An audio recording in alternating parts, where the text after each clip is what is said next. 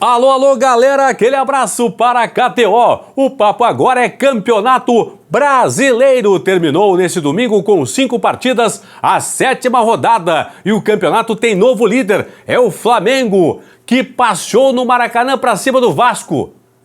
Flamengo 1, Flamengo 2, Flamengo 3, Flamengo 4, Flamengo 5, Flamengo 6, meia dúzia a 1 para cima do Vasco da Gama. O maior placar da história do duelo entre Flamengo e Vasco da Gama aconteceu nesse domingo no Maracanã. O Flamengo agora novo líder pelo saldo de gols. Porque o Bahia, que empatou com o Atlético Mineiro, tem a mesma pontuação que o Flamengo. No saldo, o Flamengo é líder. Tem saldo superior ao Bahia, que empatou em 1-1 com o Atlético lá em BH. O Palmeiras bateu fora de casa o Criciúma por 2-1. O Fortaleza fez o tema de casa, 1-0 para cima do Atlético Paranaense. E o São Paulo, tranquilo em casa, 2-0 em cima da equipe do Cruzeiro. Se o Flamengo é líder, o Corinthians fecha a rodada na zona de rebaixamento. Claro que temos aí muitos jogos atrasados para serem completados até o final do Campeonato Brasileiro. A parada, obviamente, as 2 rodadas em que não tivemos a competição, o campeonato foi empurrado aí 2 rodadas para frente, mas claro, jogos dos gaúchos, de Grêmio, de Inter e também de Juventude, que ficaram para trás, vão ser aí recuperados durante a competição. A partir de agora, tudo sobre o Campeonato Brasileiro aqui no Plantão do Paulinho, sempre para a KTO. Tá aqui, kto.com. Entra lá no site da KTO, te inscreve, faz o teu primeiro depósito e usa o código promocional Paulinho para receber 20% de bônus no teu primeiro valor depositado na KTO. Pois eu falo dos jogos, passar aqui primeiro a classificação atualizadíssima do Campeonato Brasileiro. Flamengo e Bahia, na pontuação, estão empatados. 14 pontos para o Flamengo, 14 para o Bahia. 4 vitórias tem o Flamengo, 4 vitórias tem o Bahia. O Flamengo é líder pelo saldo de gols. Flamengo tem saldo 7 contra saldo 3 do Bahia. Botafogo com 13. 4 vitórias, saldo 6, 13 gols marcados. São Paulo, 13 pontos, 4 vitórias, saldo 6, 12 gols marcados. Botafogo em terceiro, São Paulo em quarto. Botafogo é terceiro pelo número de gols marcados, 13 contra 12 do São Paulo. E o Atlético Paranaense, que também tem 13 e 4 vitórias, está atrás dos dois, na 5ª posição, por ter saldo inferior a Botafogo e São Paulo. Botafogo e São Paulo tem saldo 6, o Atlético Furacão tem saldo 5, portanto, é o 5º colocado. E fechando no momento a zona de classificação para a Libertadores do ano que vem, está o Bragantino com 12. Hoje estariam na fase de grupos da Libertadores pela pontuação de momento, pessoal. Tem várias equipes com jogos atrasados aqui. Flamengo, Bahia, Botafogo e São Paulo. Na chamada pré-Libertadores, Atlético Paranaense e Bragantino. Palmeiras é o 7º com 11. Inter é o 8º com 10. Eu aqui, pessoal, eu não analiso o desempenho das equipes. Não analiso o futebol de campo. Eu sou pragmático, eu olho os números. O Inter tem 2 jogos atrasados, aqui ó. Todos têm 7 jogos, o Inter tem 5. Ó. O Inter tem jogos atrasados por fazer. Contra o Cruzeiro em BH, pela 5ª rodada, e contra o Juventude, comando de campo do Inter, pela 6ª rodada. Digamos que, se esses jogos fossem agora, o Inter vencendo os 2 jogos, chegaria a 16 pontos. O Inter seria líder do campeonato, passaria toda a galera aqui, Palmeiras, Bragantino, Atlético Paranaense, São Paulo, Botafogo, Bahia e Flamengo, chegaria a 16 pontos, se vencesse os 2 jogos atrasados. Cruzeiro tem jogo atrasado contra o Inter, vencendo vai a 13, entraria no G6 o Cruzeiro. Quem mais aqui? O Grêmio, que é 12º, tem 6 pontos, 2 jogos atrasados, contra a Criciúma, mando de campo do Grêmio, e contra o Galo lá em BH. Vencendo os 2 jogos, chegaria o Grêmio, portanto, a 12 pontos na tabela. E o Galo, é claro, né, tem jogo contra o Grêmio, vencendo o jogo atrasado, chegaria a 13 pontos e entraria também aqui no G6. Então, fica um pouco difícil de mostrar nesse momento, porque são muitos os jogos atrasados das equipes. Por exemplo, pessoal, o Juventude, ó, tem 6 pontos, 2 jogos atrasados por fazer. Atlético Goianiense, se eu estou enganado, ou em casa, na produção. O Juventude, Dragão em casa e Inter com a mão de campo do Internacional. Então o Juventude jogaria em casa com o Atlético Goianiense, jogo atrasado, e o Inter com o mão de campo do Inter. Fora do Rio Grande aqui. O Juventude chegaria a 12 pontos também, vencendo os 2 jogos atrasados. E o Criciúma, pessoal, ó, tem 3 jogos atrasados. Vencendo os 3 jogos atrasados, hoje, chegaria a 14 pontos. Ó, aqui, ó. Só olhar, pessoal. Mais 9. Ó, ganhando os 3 jogos atrasados, faria 9 pontos, mais 5, 14. Chegaria na ponta da tabela também a equipe do Criciúma. Então fica um pouco difícil nesse momento a gente visualizar realmente quem está bem e quem está mal. Dá para dizer o seguinte, ok, o Flamengo é o líder, o Bahia está na pontuação com o Flamengo, mas não podemos esquecer os times que estão com jogos atrasados. O Inter, o Cruzeiro, o Atlético Mineiro, o Grêmio, o Juventude e o próprio Criciúma. Que talvez não seja aqui, ó, 16ª posição, não seja a posição real do Criciúma, por ter 3 jogos atrasados. Corinthians com 5, Atlético Goianiense com 4, Vitória com 1, Cuiabá com 0, são hoje os 4 últimos, estariam caindo para a Série B da próxima temporada. O Coringão, ó, tem 7 jogos já, contra 4 do Criciúma aqui, pessoal, contra 6 do Atlético, contra 6 do Vitória, contra 5 do Cuiabá. Então, ó, luzinha piscando no painel do Corinthians aqui. Eu sei que tá cedo, ainda só 7 rodadas, mas depois é o seguinte, cara, quando você entra na zona de rebaixamento e começa a sair, o Grêmio foi assim em 2022. 22 não, 21. Foi assim em 21. Grêmio na zona de rebaixamento, não conseguia sair, foi rebaixado. Então o Coringão que trate logo de sair da zona de rebaixamento aí. Deixa eu falar dos jogos de hoje, vou começar aqui pelo Clássico Carioca, né? 6-1 pro Flamengo, um chocolate. O Vegete marcou o primeiro gol pro Vasco da Gama, abriu o placar a 8 minutos, a torcida do Vasco eufórica, mão de campo do Vasco da Gama no Maracanã. E o que aconteceu?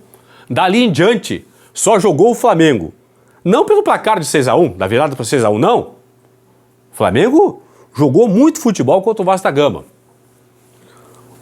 Terminou 3-1 no primeiro tempo, saiu barato pro Vasco. Por quê? O Cebolinha, aos 27, empatou a partida. Depois o Pedro, a 33, fez o segundo gol do Flamengo. 23º gol dele na temporada, contando jogos amistosos também.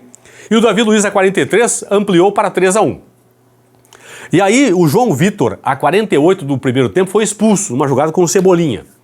Revisão no VAR, expulsão do João Vitor. Ok, talvez o Flamengo tenha chegado ao 6-1 pela expulsão do João Vitor. Só que o Flamengo já era, no 11 contra 11, infinitamente superior ao Vasco da Gama.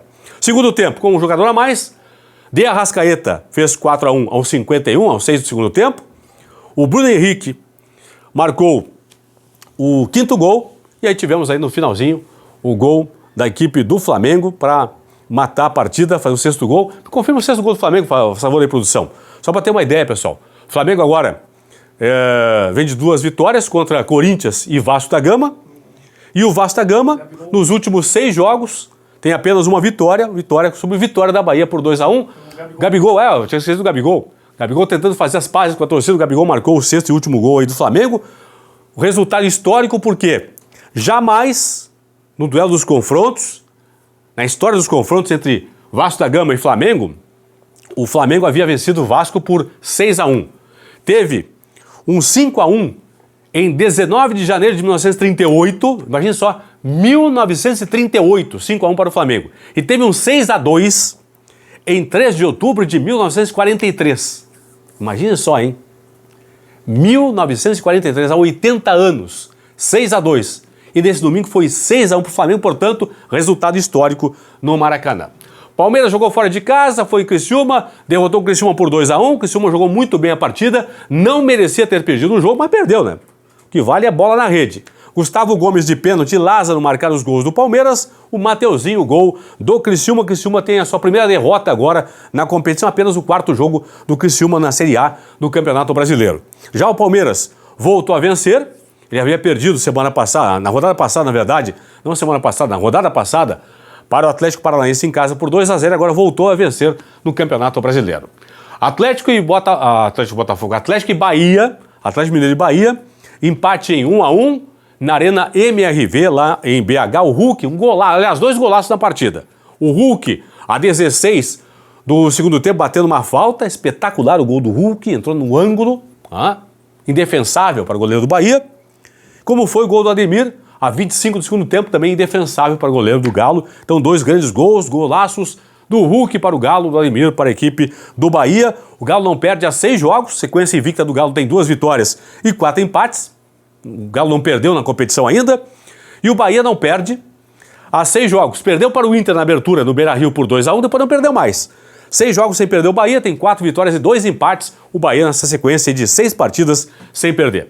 Fortaleza 1, Atlético Paranaense 0 lá no PV. Kuzevic, a 45 do primeiro tempo, marcou o único gol do jogo. Fortaleza invicto na competição. 6 jogos, 2 vitórias, 4 empates. Vinha de 4 empates seguidos e agora venceu o Atlético Paranaense. E o Furacão, que vinha de 2 vitórias seguidas contra Vasco da Gama e Palmeiras, foi derrotado pelo Fortaleza lá na capital cearense. São Paulo 2, Cruzeiro 0.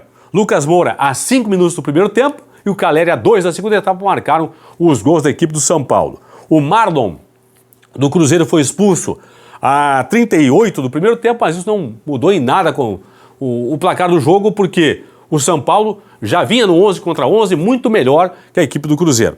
São Paulo agora, com 3 vitórias seguidas, venceu na ordem Vitória, Fluminense e agora o Cruzeiro, não perde já 5 jogos, tem 4 vitórias e 1 empate. O São Paulo na campanha invicta nesse momento, né, de 5 partidas sem perder no Campeonato Brasileiro. Já o Cruzeiro, que vinha de 2 vitórias contra a Vitória e Atlético Goianiense, agora foi derrotado pela equipe do São Paulo. Então, confirmando aqui, Flamengo, Bahia, Botafogo e São Paulo no G4, Corinthians, Atlético Goianiense, Vitória e Cuiabá no Z4, caindo para a Série B da próxima temporada. Próxima rodada, pessoal, agora tem uma folga, tem data FIFA, onde Grêmio e Inter vão jogar. O Grêmio, as 2 partidas que faltam para ele na Copa Libertadores da América, nesta terça-feira, agora dia 4, contra o Huachipato, no Chile, depois no sábado, joga em Curitiba contra o Estudiantes, da Argentina, e o Inter pela Copa Sul-Americana. Nesta terça-feira na Bolívia contra o Real Tomayapo e depois em Caxias do Sul, no sábado contra a equipe do Delfim do Equador. São os 2 jogos que faltam para o Grêmio na Libertadores, 2 jogos que faltam para o Inter na Copa Sul-Americana. Então, o brasileiro dá uma parada. Grêmio e Inter nas competições da Conmebol. Aí, o campeonato volta na outra semana ainda, na outra quarta-feira, dia 12, com 2 jogos, 7 da noite. Atlético Goianiense e Corinthians, Juventude e Vitória. 8 da noite, Botafogo e Fluminense, clássico lá no Rio. E às 9h30 em Bragança, Bragantino e Atlético Mineiro. E aí na quinta-feira, dia 13, teremos a sequência com mais 6 jogos. 7 da noite, Cruzeiro e Cuiabá. Às 8, Atlético Paranaense e Criciúma, Inter e São Paulo. O jogo vai ser em Criciúma, esse jogo do Inter aqui com o São Paulo. Tem também Flamengo e Grêmio no Maracanã às 8 da noite. E também no dia 13, quinta-feira, 9h30 da noite, tem Palmeiras e Vasco, tem Bahia e Fortaleza, fechando esta 8ª rodada da Série A do Campeonato Brasileiro. Flamengo 6, Vasco da Gama 1, Palmeiras 2, Criciúma 1, Galo e Bahia 1-1, Fortaleza 1, Atlético Paranaense 0, São Paulo 2, Cruzeiro 0, os jogos que fecharam neste domingo, esta 7ª rodada do Campeonato Brasileiro, do retorno do Campeonato Nacional do Brasileirão, agora a todo vapor até o final da temporada. Fui!